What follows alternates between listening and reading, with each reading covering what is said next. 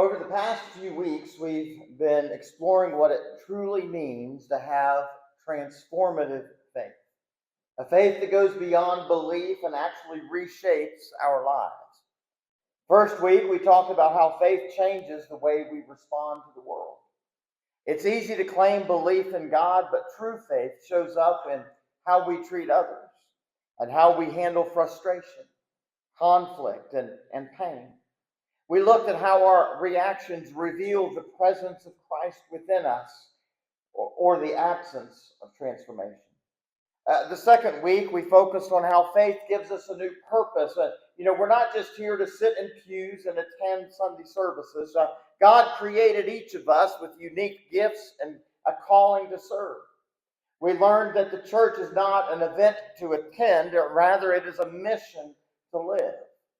Last week, we were challenged to remember that faith is not about having all of the right answers or a flawless record. Faith is about seeking God daily, surrendering to His work in us, and walking faithfully with Him, even when the path is unclear. Transformation doesn't happen in an instant, but when Christ truly lives in us, transformation of our lives is inevitable. Well, this morning we take the final step. Faith is so much more than believing that God exists. Attending church each Sunday and having Bible knowledge or living with good intentions. You see, real faith is meant to lead us somewhere. And that destination is love. Someone has once said this wonderful quote, "Faith is the seed, but love is the fruit." In his letter to the church, Peter explained how a mustard seed of faith should grow into something so much more, the faith journey that we each should be traveling. And so follow along as we read from 2 Peter chapter 1.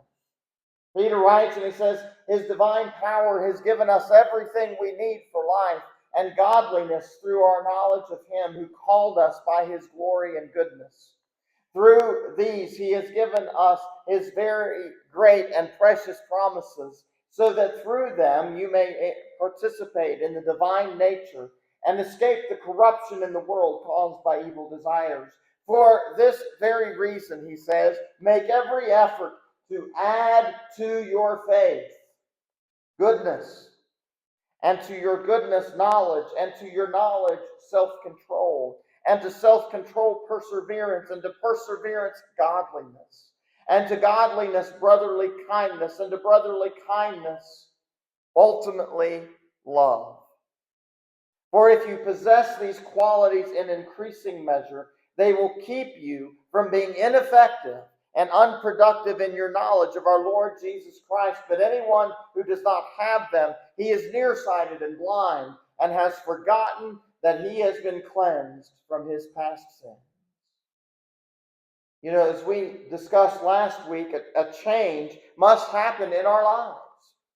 But according to Peter, God has given us everything we need in order to live that life. He's given us the things that we need for that transformation. We're called to grow step by step into the person that God has created us to be.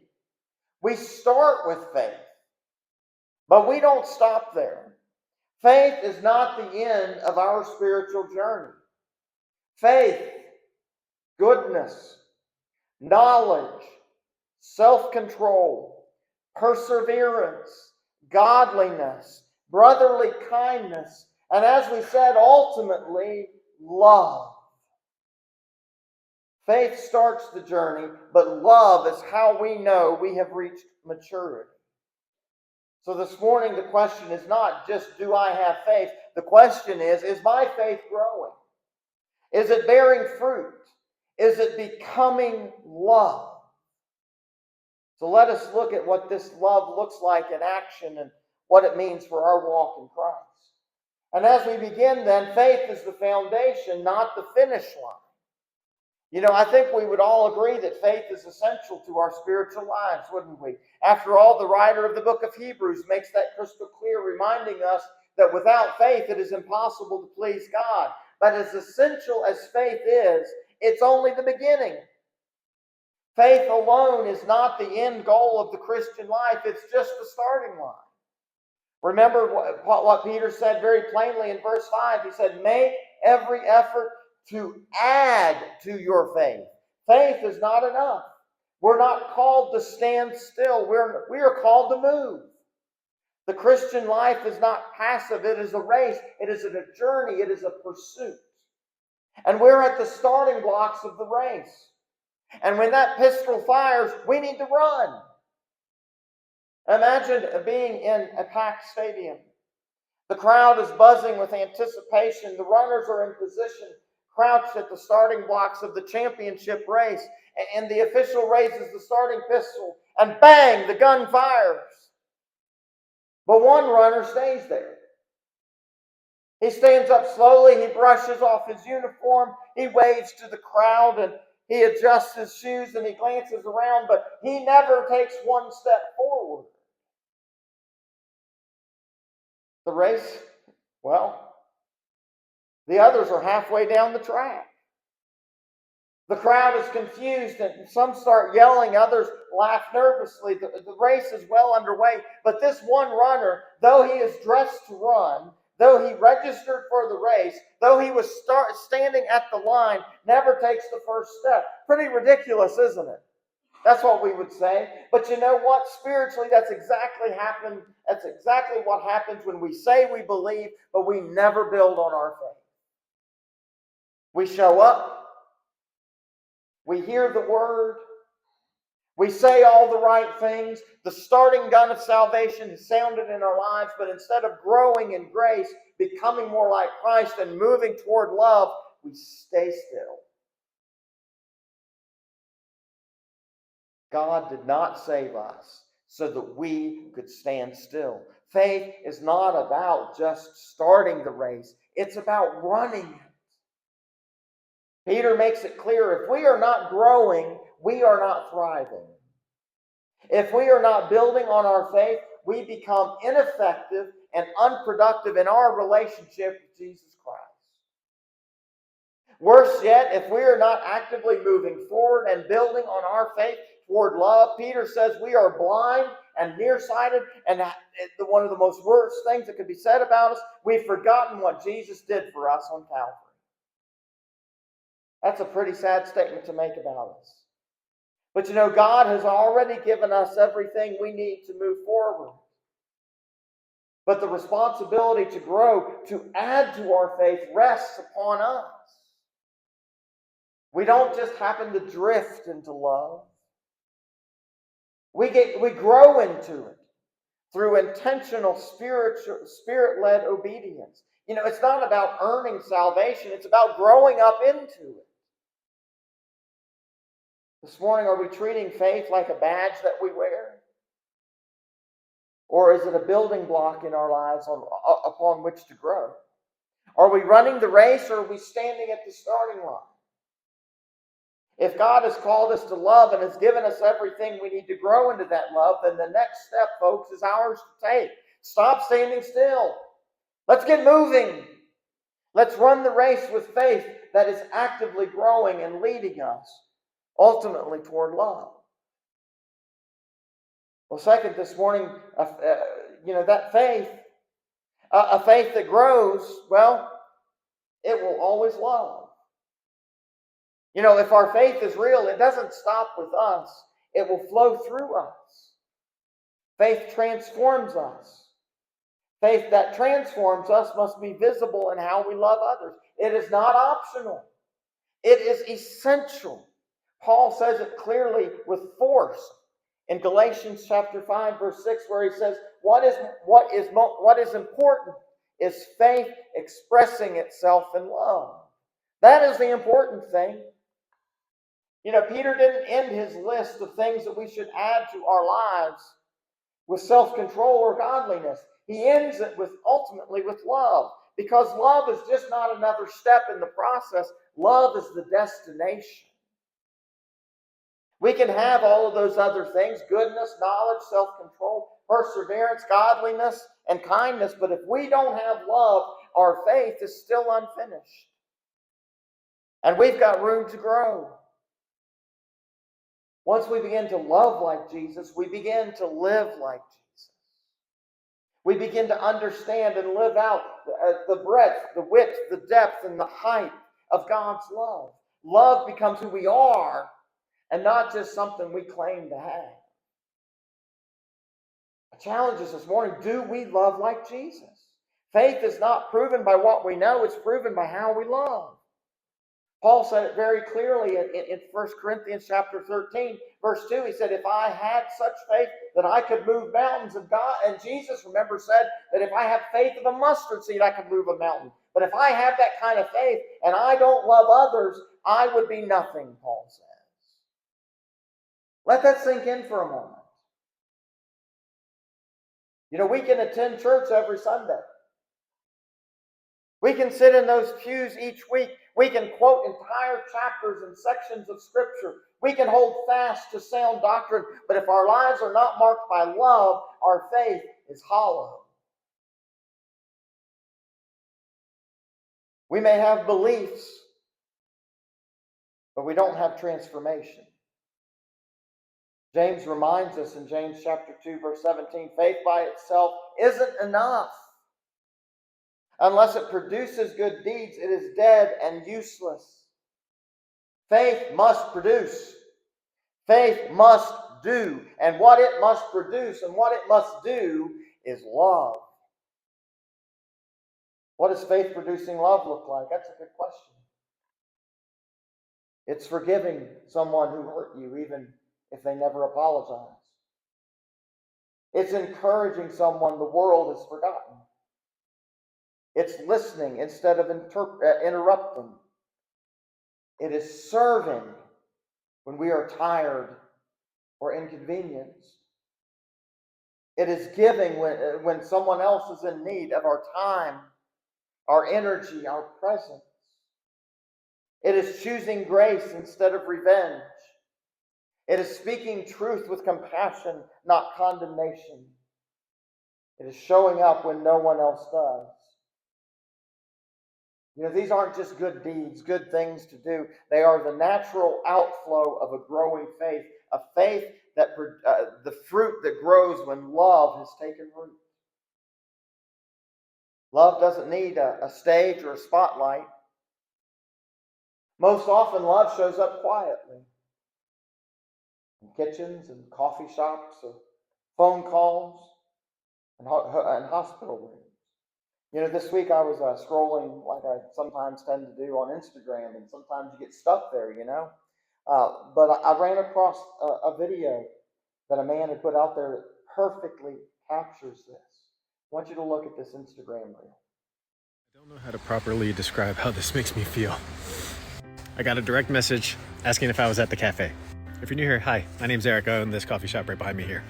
And yes, we're in Colorado. So this message came through from one of my neighbors.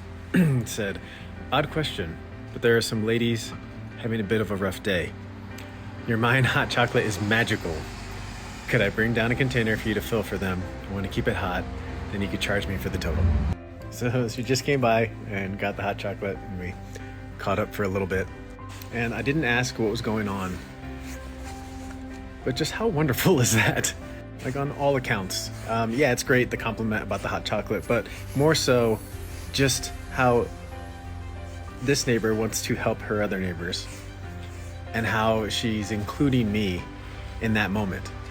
Just a small gesture of hot chocolate, and it means a lot more. You know, that's it right there, isn't it? Love in action. There was no fanfare there, no attention, no payoff. Just a woman messaging her neighbor, asking for a large container of hot chocolate, not for herself, but for some ladies who were hurting and struggling. She wanted to do something kind, something small, something full of love.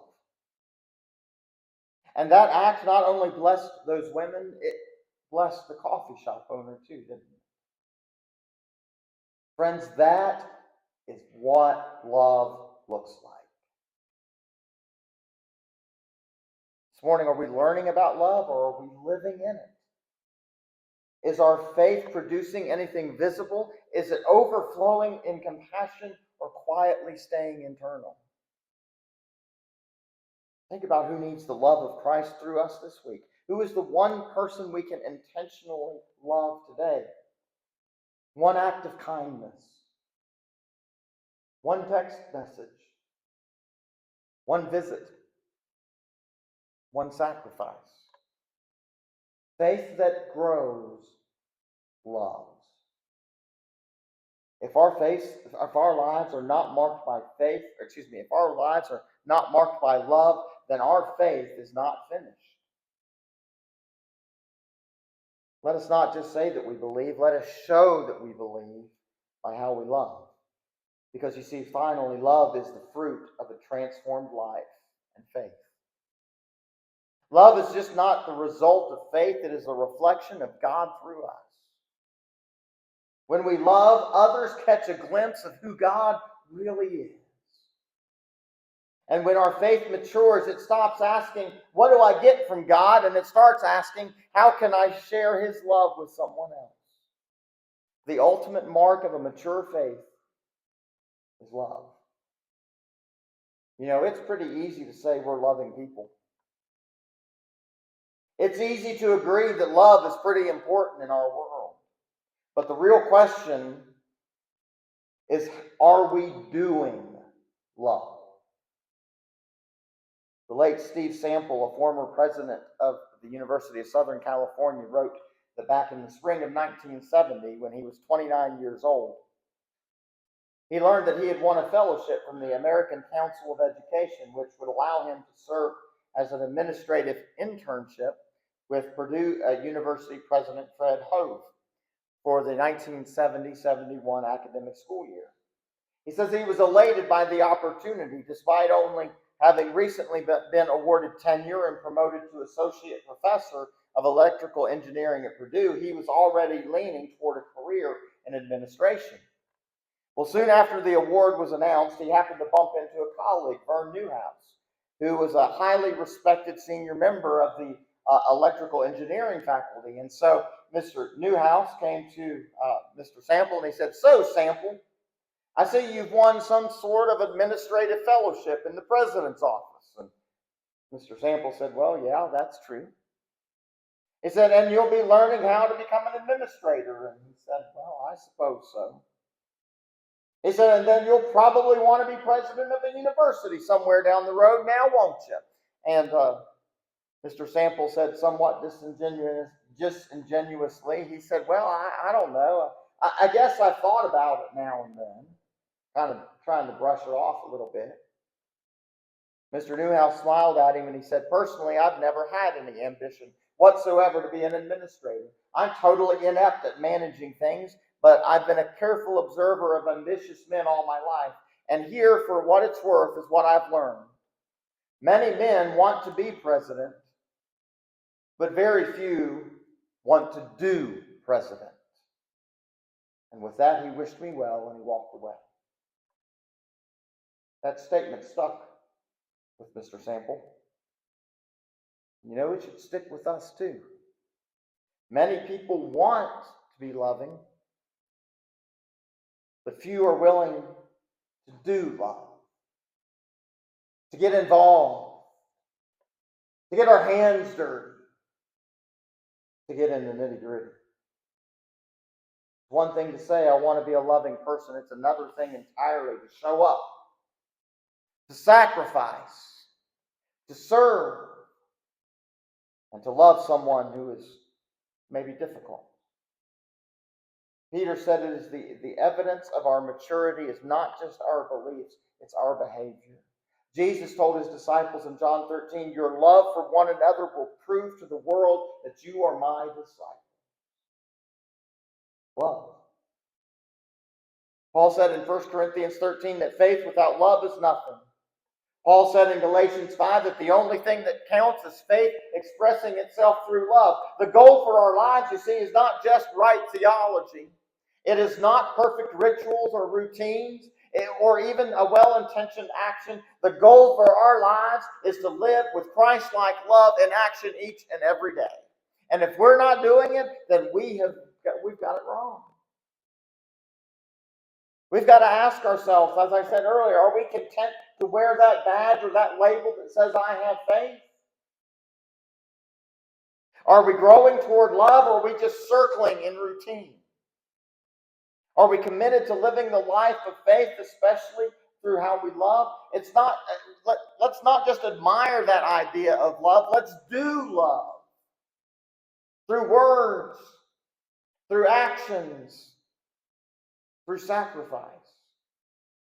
And that, my friends, is when faith becomes mature. That is when faith produces fruit, evidence of the faith that we claim to have. And that, my friends, is when the transformation will be complete. This morning, Peter reminds us that if we have possessed these qualities, faith, goodness, knowledge, self-control, perseverance, godliness, kindness, but most importantly, love. And if we are growing in them, our lives will be effective and fruitful. But folks, without them, we're spiritually nearsighted. We forget what God has done for us. We've lost sight of God's grace that saved us. And so today I encourage you to take that first step of faith. Or maybe it's to step out to the next step and grow your faith. Jump off the starting block of the race of faith. Climb the staircase of transformation. Don't settle for a shallow, stagnant faith. Keep growing today. Grow in faith and in love until love defines who we are. In Luke chapter 10, Jesus told his disciples in the parable of the Good Samaritan to love our neighbors.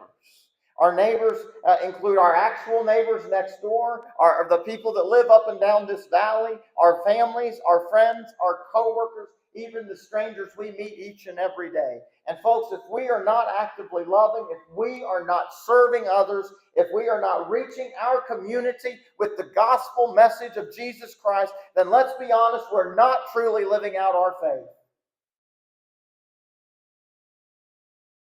A faith that does not love is not mature.